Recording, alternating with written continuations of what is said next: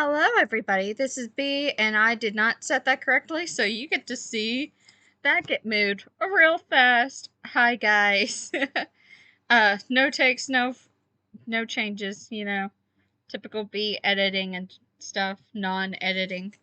But we are back with Five Nights at Freddy's Silver Eyes, and you guys seem to like it, so I'm gonna continue to read it. Uh, During the spooky month, it's perfect for it. I am thinking about switching out days between books. Not the same series, of course, but I don't know. This is this. I might just stick with this book. There's a lot of chapters, and I have a lot of days to cover. So, Chapter 2. Charlie pulled to a stop, feeling the soft give of the dirt under her tires, and turned off the car. She got out and surveyed their surroundings. The sky was rich, dark blue, and the last trails of the sunset streaking off to the west. The parking lot was unpaved, and before them lay a sprawling monster of a building, a rising arc of glass and concrete. There were lamps in the parking lot that had never been used, and no light shone out onto the lot.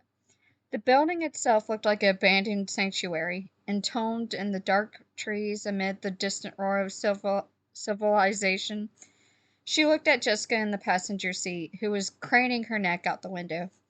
"Is this the right place?" Jessica asked. Charlie shook her head slowly, not quite certain what she was seeing. "I don't know," she whispered. Charlie got out of the car and stood in silence as John and Carlton pulled up beside her. "What is this?" John stepped out of the car cautiously and stared blankly at the monument. "Does anyone have a flashlight?" He looked at each of them. Carlton held up his keychain and waved around the feeble glow of a penlight for a minute. "Great," John muttered, walking away with resignation. Oh. Uh-oh.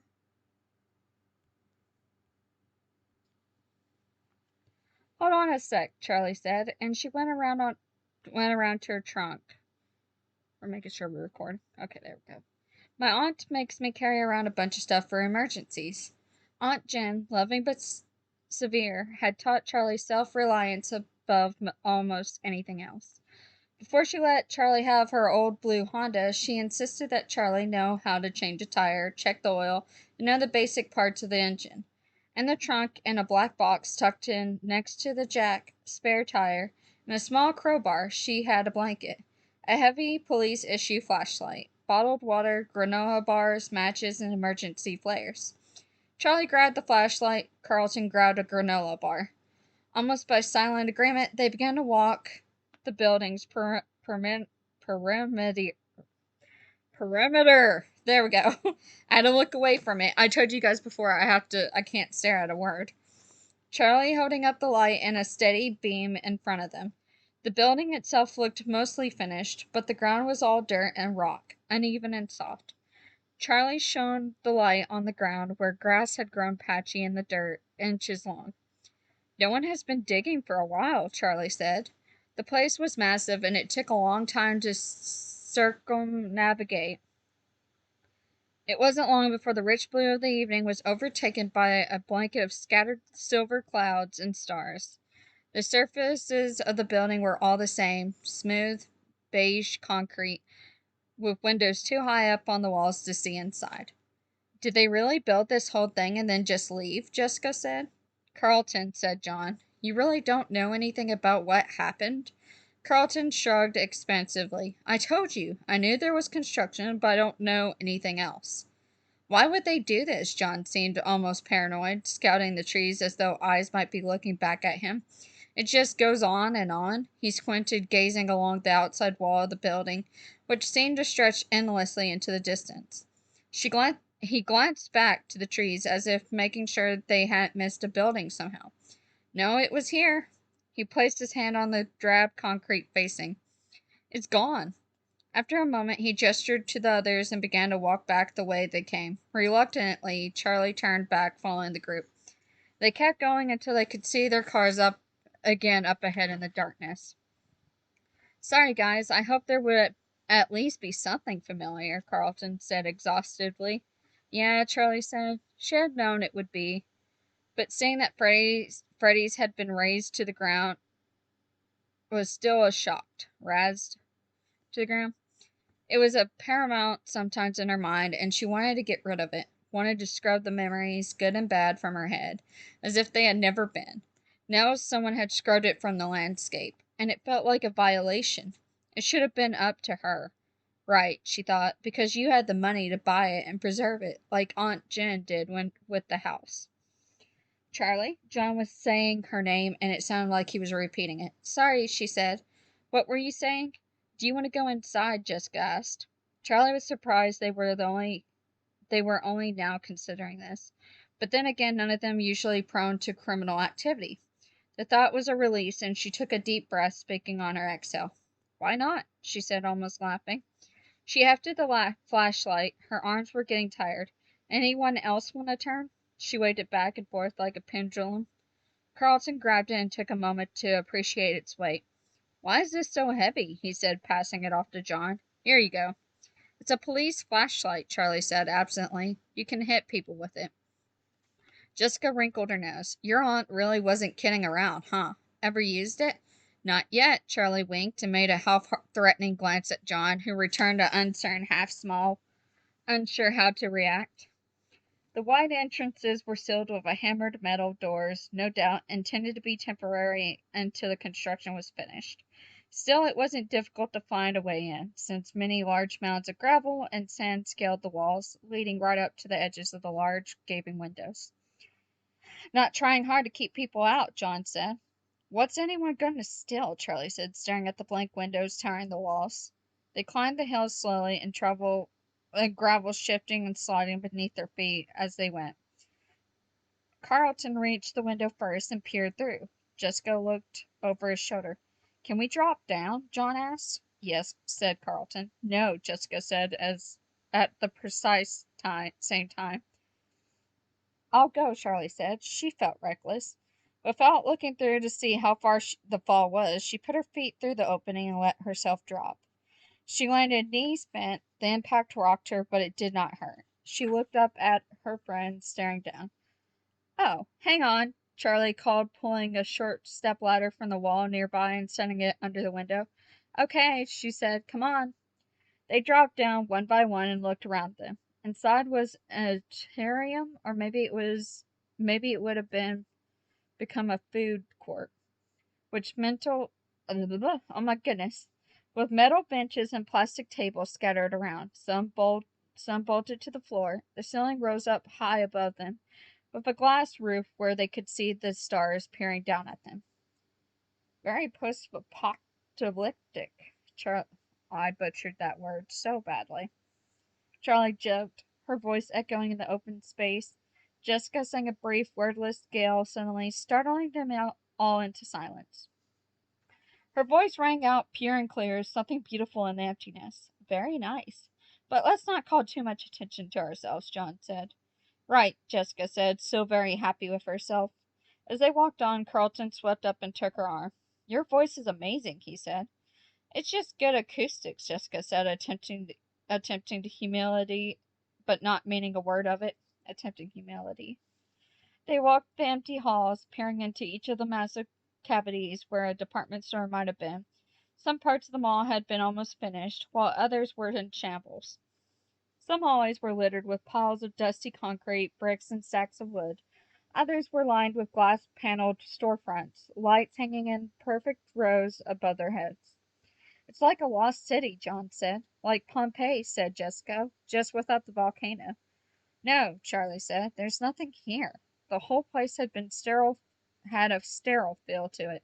It was not abandoned. It had never sustained life at all.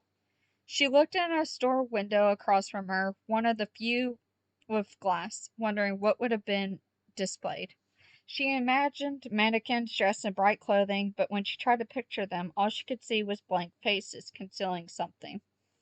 She suddenly felt out of place, unwelcomed by the building itself.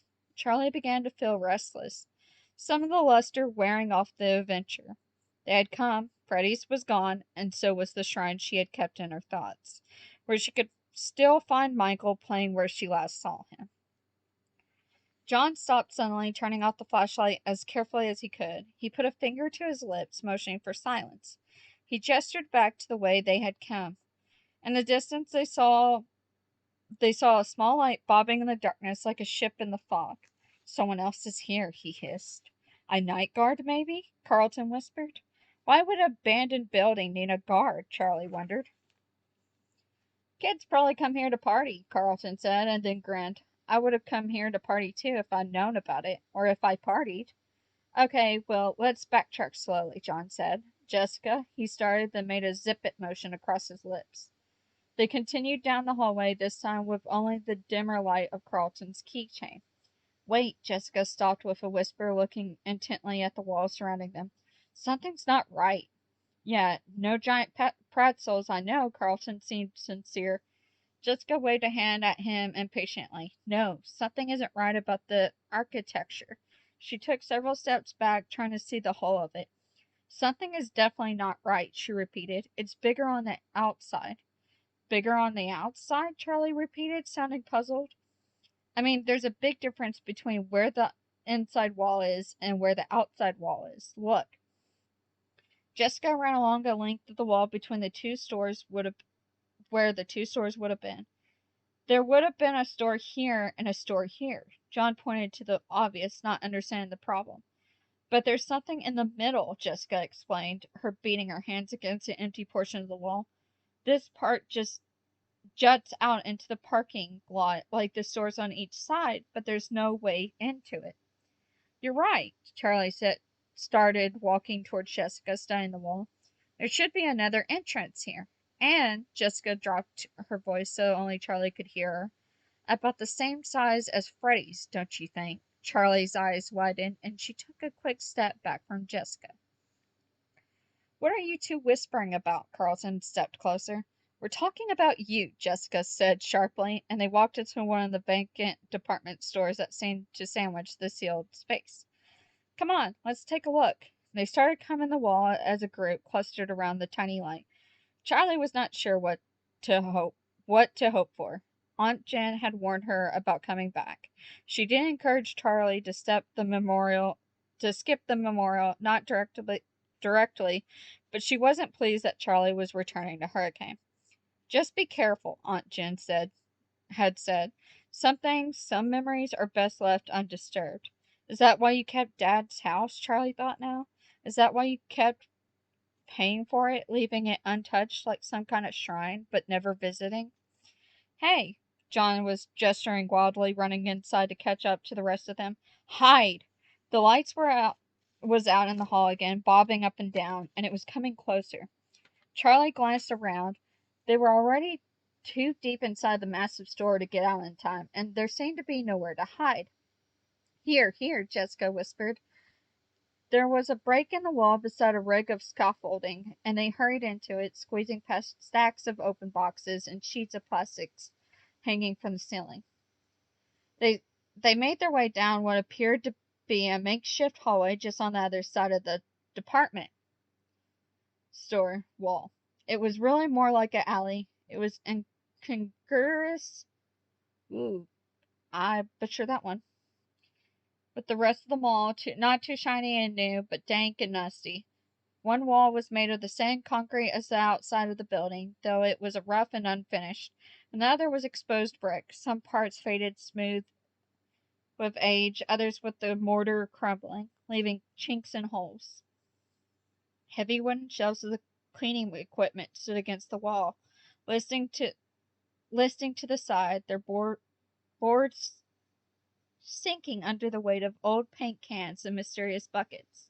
Something was dripping from the uncovered pipes overhead, leaving puddles that they all stepped carefully around.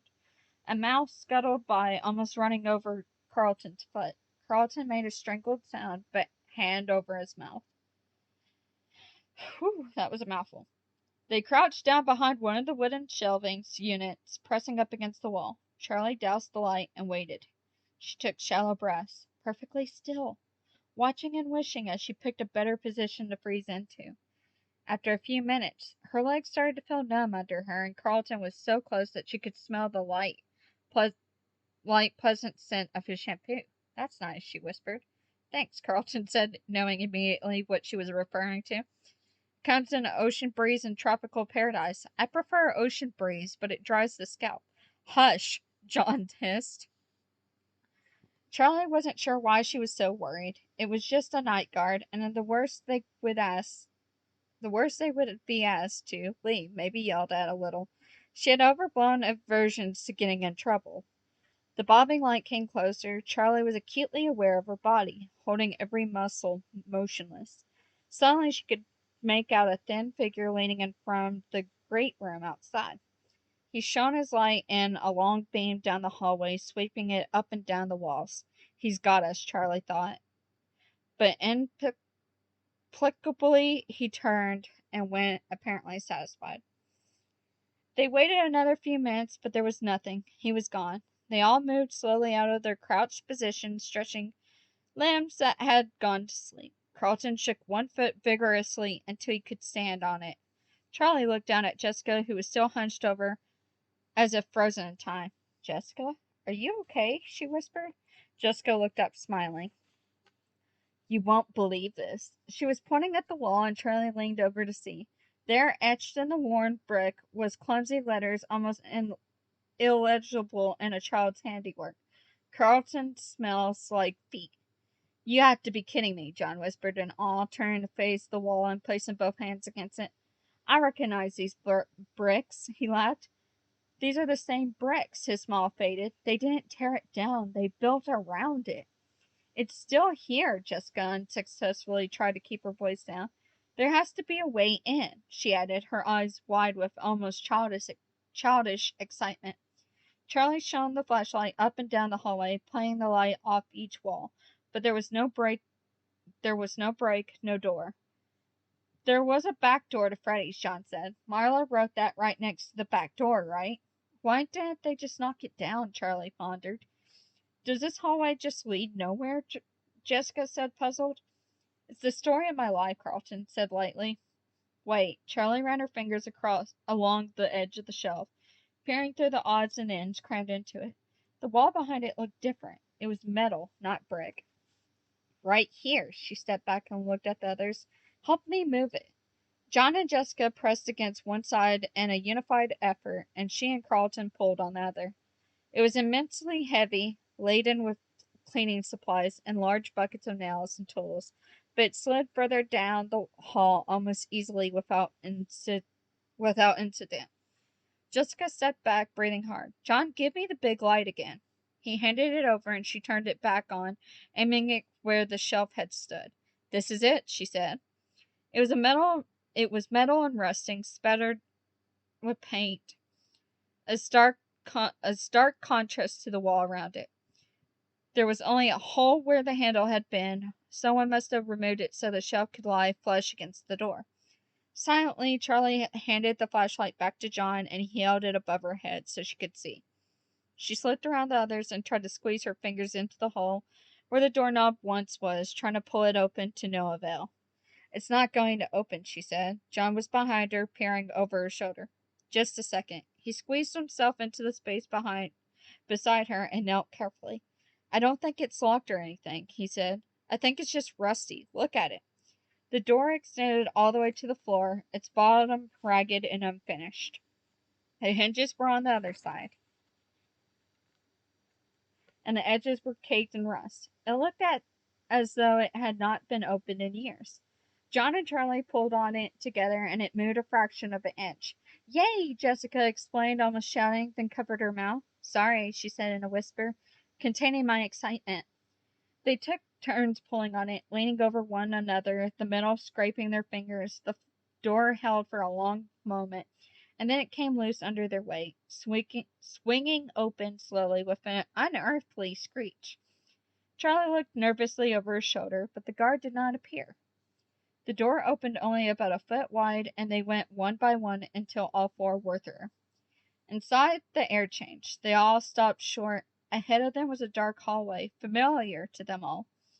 Is this? Jessica whispered, not taking her eyes from the dark expanse. It's here, Charlie thought. She held out her hand for the flashlight, and John handed it to her wordlessly. She shone the light ahead of them, sweeping the walls. They were covered in children's drawings, crayoned on yellowing, curling paper.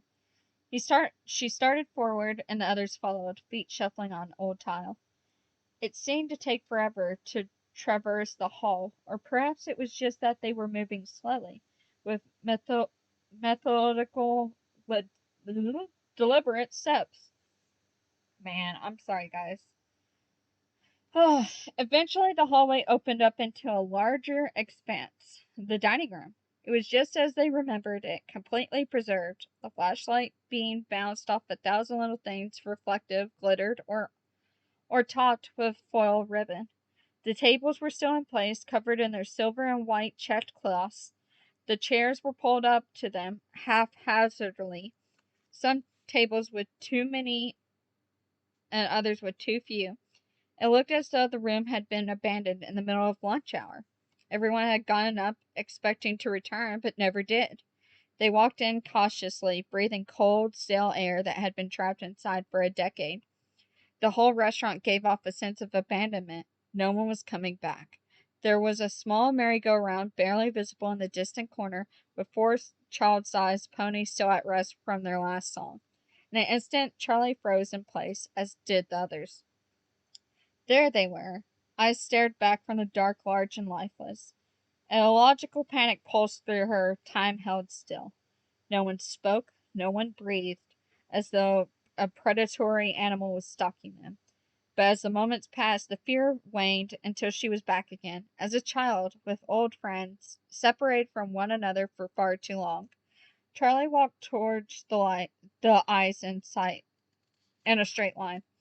Behind her, the others were motionless. Hers were the only footsteps. As Charlie walked, she touched the cold back of an old party chair without looking at it, guiding it out of her path. She took one final step, and the eyes in the dark became clear. It was them. Charlie smiled. "Hi," she whispered too softly for the others to hear. Before her stood three animatronic animals, a bear, a rabbit, and a chicken, all standing as tall as adults, maybe taller. Their bodies were segmented like artists' models, each limb made of distinct, squarish pieces separate at the joints. They belonged to the restaurant, or maybe the restaurant belonged to them. And there had been a time when everyone knew them by name.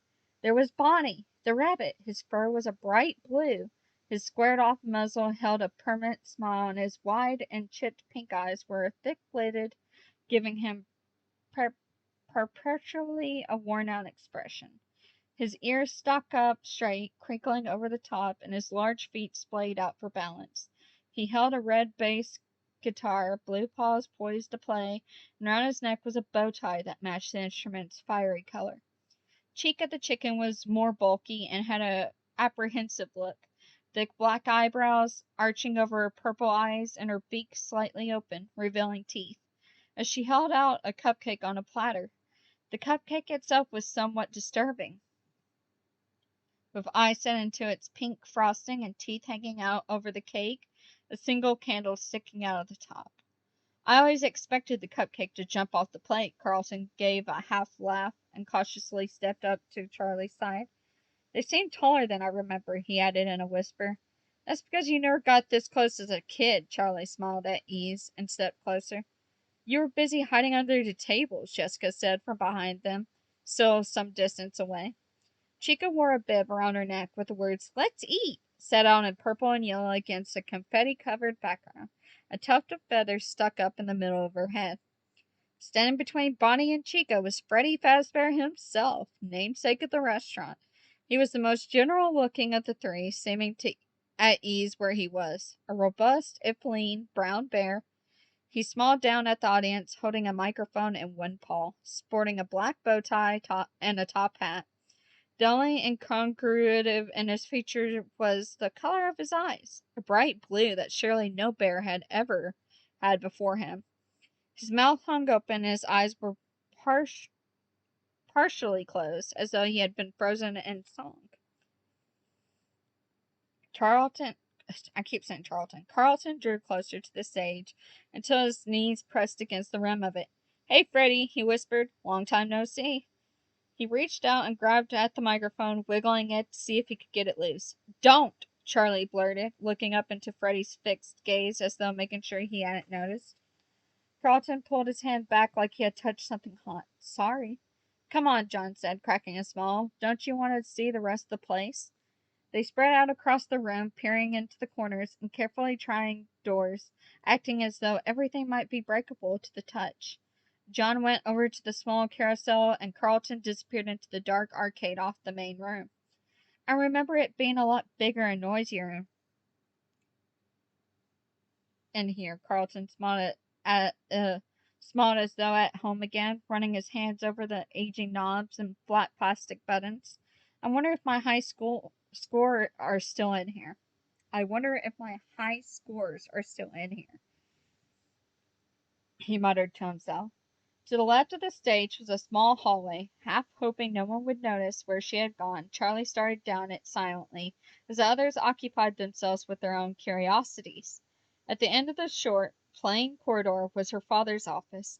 It had been Charlie's favorite place in the restaurant. She liked to play with her friends in the main area, but she loved the singular privilege of coming back here with her father while her father was doing paperwork. She paused outside the closed door, her hand poised over the knob, remembering. Most of the room was filled with his desk, his filing cabinet, small boxes of uninteresting parts. In one corner was a smaller filing cabinet, painted a salmon color that Charlie had always insisted was pink. That had been Charlie's. The bottom drawer held toys and crayons, and the top had what she liked to call my paperwork. It was mostly coloring books and drawings, but occasionally she would go over to her father's desk and try to copy down whatever he was writing in a childish, crayoned hand. Charlie tried the door, but it was locked. Better this way, she thought. The office was personal, and she did not really want it to open tonight. She headed back into the main dining room and found John looking pensively at the merry-go-round. He eyed her with curiosity, but did not ask where she had gone. I used to love this thing, Charlie smiled, approaching warmly, yet now the painted figures seemed odd and lifeless to her. John made a face as though he knew what she was thinking. Oh, yeah.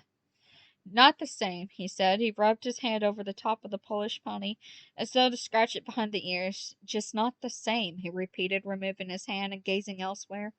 Charlie glanced over to see where the others were. In the arcade, she could see Jessica and Carlton wandering among the games. The consoles stood still and unlit like massive tombstones, their screens blank. I never liked playing the games, Jessica said, smiling.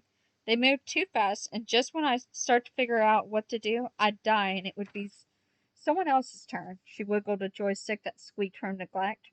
They were rigged anyway, Carlton said with a wink. When's the last time you played one of these? Jessica asked, peering closer into one of the screens to see what image was burned into it from too many years of use. Carlton was busy rocking a pinball machine back and forth, trying to get a ball to come loose. There's a pizza place I visit sometimes. He set the table back on all fours carefully and glanced at Jessica. But it's no Freddy's, he added. John was roaming through the dining room again amid the tables, flicking the stars and spirals hanging overhead. He plucked a red party hat from the table and stretched the rubber band hanging loosely from its base and snapped it around his head, red and white tassels hanging down over his face. Oh, let's check out the kitchen, he said. Charlie followed as he bounded off towards it. I thought the kitchen had been off limits to her friend. She spent a lot of time there. So much that the chefs chased her out by name, or at least by the name they heard her father call her, Charlotte. John overheard someone calling her Charlotte one day when they were in kindergarten and persisted in teasing her with it constantly. He could always get a rise out of her with that. It wasn't that Charlie didn't like her full name, but Charlie was who she was to the world. Her father called her Charlotte, and it was like a secret between them, something no one else was allowed to share. The day she left Hurricane for good, the day they said goodbye, John had hesitated. Bye, Charlie, he said, in their cards, letters, and phone calls. He had never called her Charlotte again. She never asked why, and he never told her. The kitchen was still fully stocked with pots and pans, but it held little interest for Charlie in the midst of her memories. She headed back out into the open space of the dimming room, and John followed. At the same time, Jessica and Carlton stumbled out of the arcade, tripping into each other as they crossed the thresholds between rooms in the dark. Anything interesting? John asked. A gum wrapper, 30 cents, and Jessica, so no, not really, Carlton said. Oh, that's my alarm. I'm over time again. I can't read it quick enough. Sorry, guys, I can't do this in 30 minutes. Uh, Carlton said Jessica playful. Oh, a gum wrapper, 30 cents, and Jessica, so no, not really, Carlton said. Jessica playfully gave him a punch in the shoulder.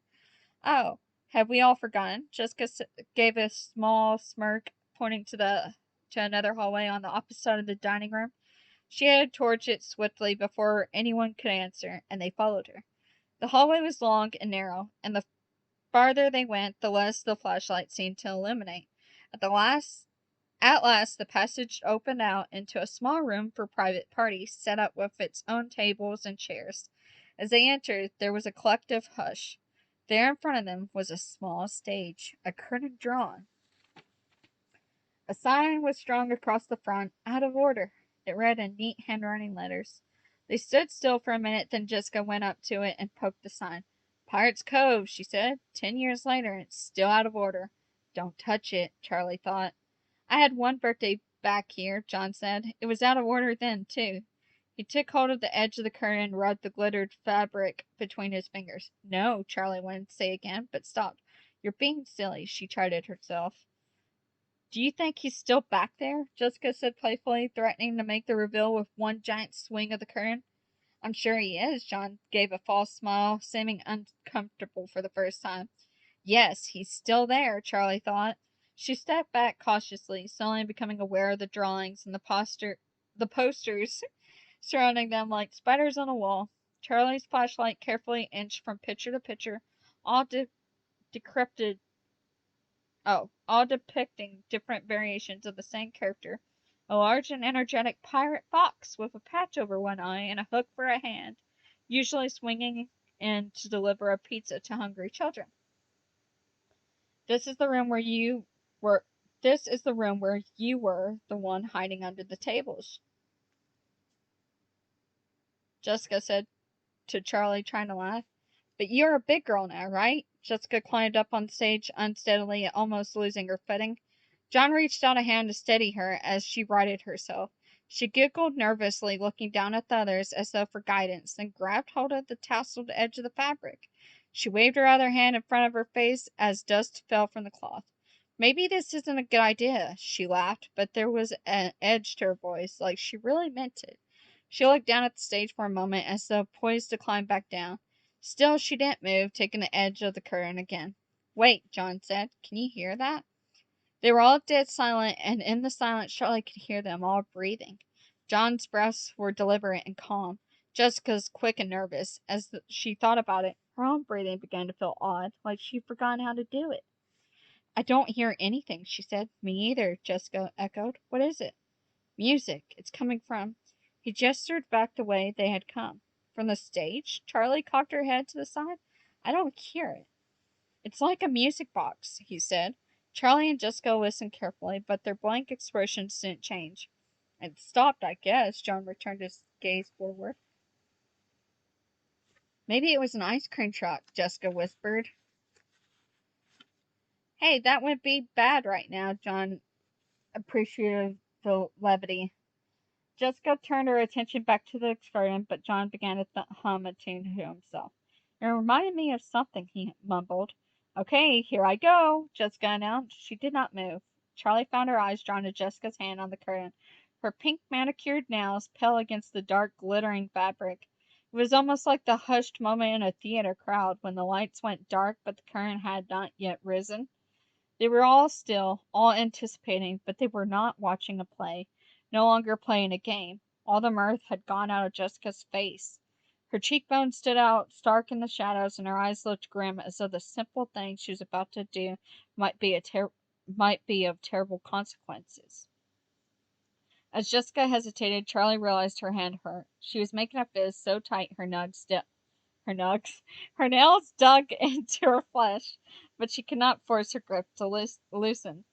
A crash sounded from back the way they came, a cascading, clanging noise ringing out and filling the whole space. John and Charlie froze, meeting each other's eyes in sudden panic. Jessica dropped the curtain and leaped off the stage, bumping into Charlie and knocking the light out of her hands.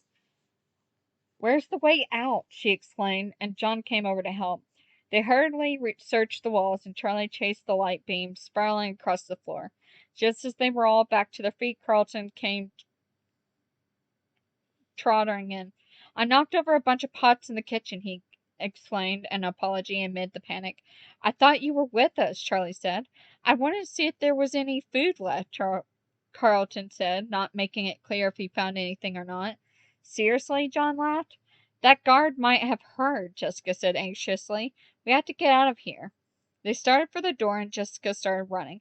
The rest took off after her, picking up speed as they reached the hallway until they were racing as though something was behind them. "Run! Run!" John called out, and they all burst into giggles, the panic feigned but urgency real. They squeezed back through the door one by one and pushed it shut with the same painful squeal, Carlton and John leaning on it until it sealed. They all took hold of the shelf, hefting it back into place and replacing the tools so it appeared undisturbed. "Look good?" Jessica said, and John tugged her arm, guiding her away. They made their way quickly but carefully back the way they came.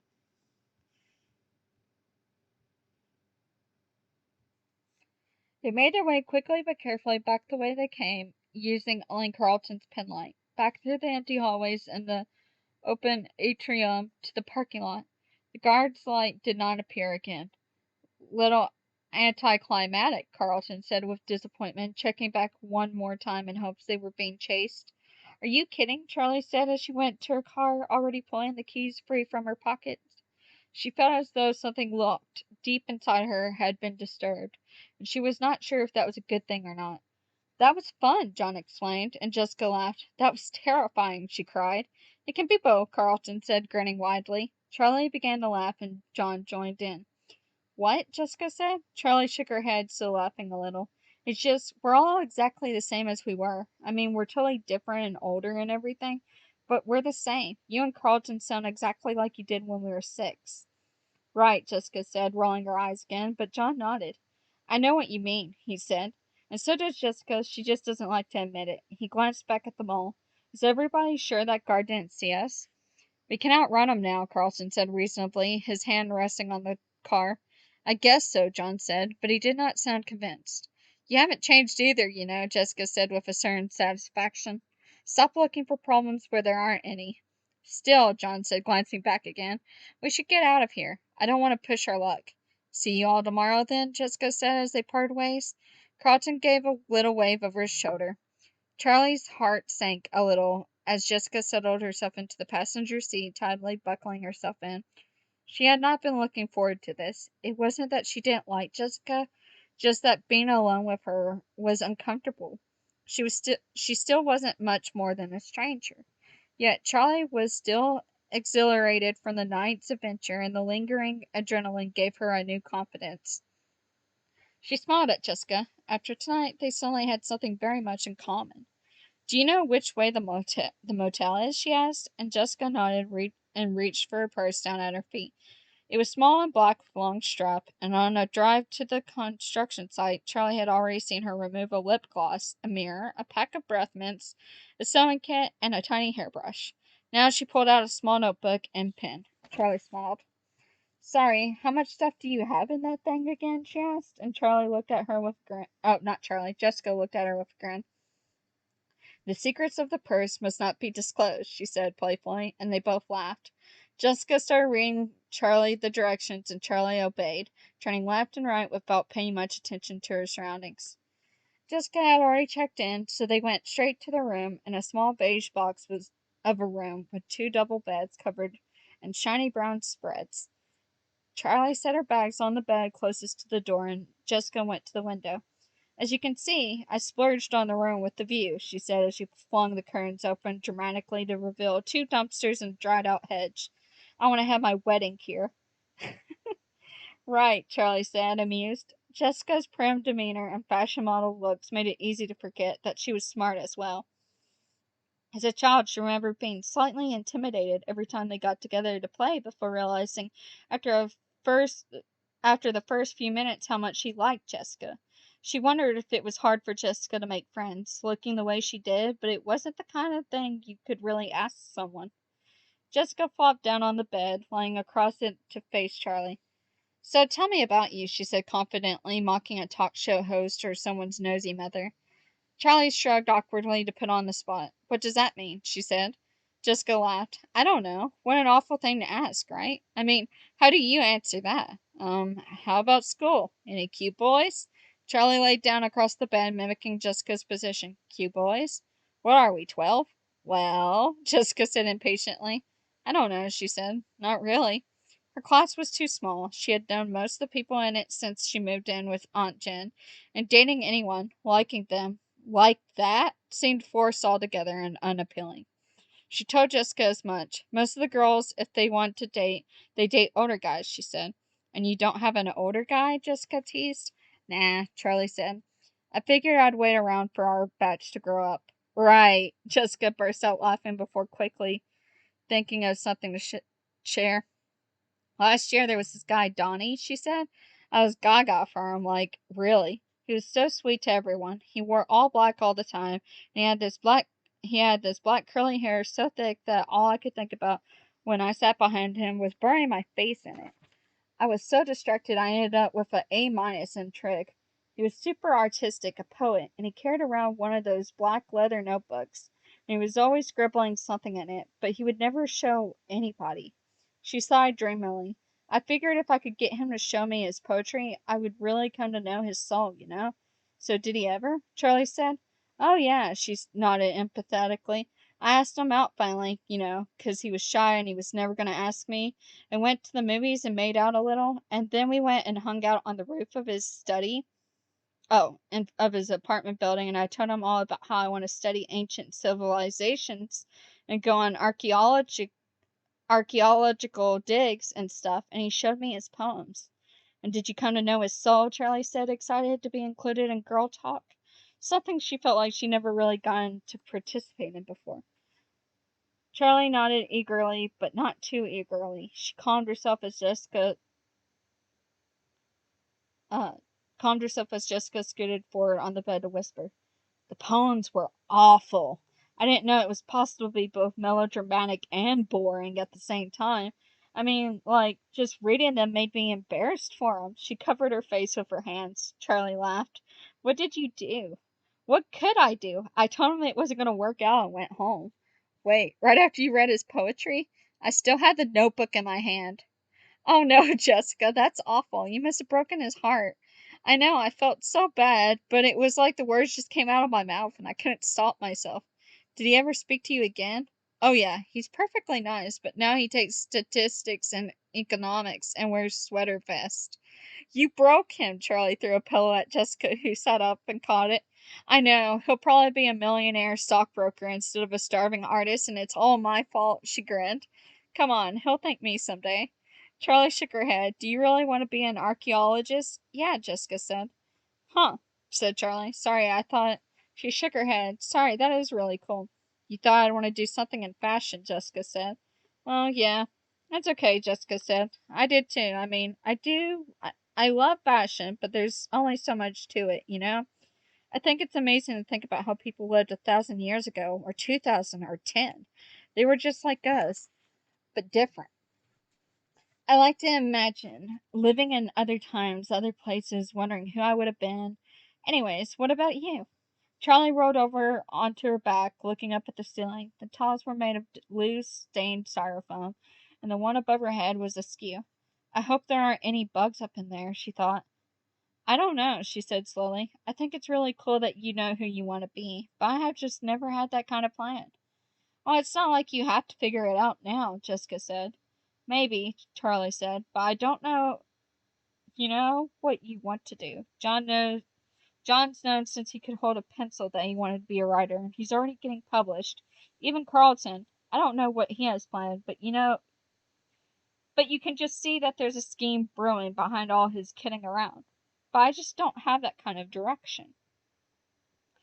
It really doesn't matter, Jessica said. I don't think most people know at her age. Plus, I might change my mind or not get into college or something. You never know what's going to happen. Hey, I'm going to get changed. I want to get some sleep. She went into the bathroom and Charlie stayed there where she was, gazing at the sorry-looking ceiling. She supposed it was becoming a defect, her earnest refusal to consider the past or future. Live in the present moment, her Aunt Jen said often, and Charlie had taken it to heart. Don't dwell on the past, don't worry about things that may never happen. In 8th grade, she had taken a shop class, vaguely hoping that the mechanical work might spark something of her father's talent, might unleash some inherited passion lying latent within her, but it had not. She had made a clumsy-looking birdhouse for the backyard. She never took another shop class, and the birdhouse only attracted one squirrel who promptly knocked it down. Jessica came out of the bathroom wearing pink striped pajamas, and Charlie went in to get ready for bed, changing and brushing her teeth hurriedly. When she came out again, Jessica was already under covers with the light by her bed turned off. Charlie turned hers off too, but the light from the parking lot still shone in from the windows, somehow flittering past dumpsters. Charlie stared up at the ceiling again, her hands behind her head. Do you know what's going to happen tomorrow? She asked. I don't really know, Jessica said. I know it's a ceremony at the school. Yeah, I know that, Charlie said. Are we going to have to do anything? Like, do they want us to speak? I don't think so, Jessica said. Why? Do you want to say something? No, I was just wondering. Do you ever think about him? Jessica asked. Sometimes. I try not to, Charlie said, half truthfully.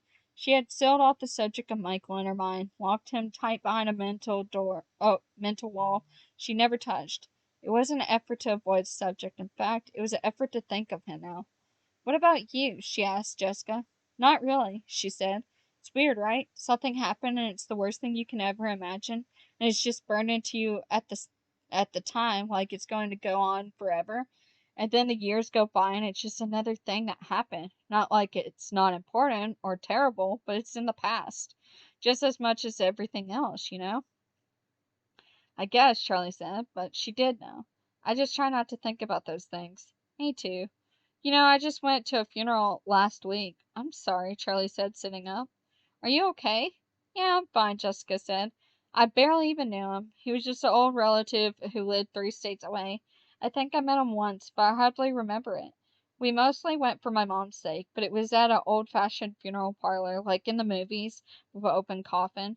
And we all walked by the coffin, and when it was my turn, I looked at him, and he could have been sleeping, just calm or restful, like people always say dead people look. There was nothing that I could have pointed out that made me think dead. If you asked me, every feature of his face looked the same as if he were alive. His skin was the same, his hair was the same as if he were alive, but he wasn't alive, and I just knew it. I would have known it immediately, even if he wasn't, in a coffin. I know what you mean. There's something about them when they're, Charlie said softly. It sounds stupid when I say it, but when I looked at him, he looked so alive, and yet I just knew he wasn't. It made my skin crawl. That's the worst thing, isn't it? Charlie said. Things that act alive but aren't. What? Jessica said. I mean, things that look alive but aren't, Charlie said quickly. We should get some sleep, she said. Did you set the alarm? Oh, yes, Jessica said. Good night. Night. Charlie knew sleep was still a long way off. She knew what Jessica meant probably better than Jessica did. The artificial shine in the eyes that followed you as you moved, just like the real person's would. The slight lurch of realistic animals who did not move the way a living thing should. The occasional programming glitch that made a robot appear to have done something new, creative. Her childhood had been filled with them. She had grown up in the strange gap between life and not life. It had been her world. It had been her father's world. Charlie closed her eyes. What did that world do to him? Okay, guys, that was chapter 2. I hope you guys enjoyed, and I will later read chapter 3. I'm sorry that I stuttered over some of it. Uh, I forget to breathe sometimes when I'm reading, so I have to take small little gasps. But I will see you in the next video. Bye bye!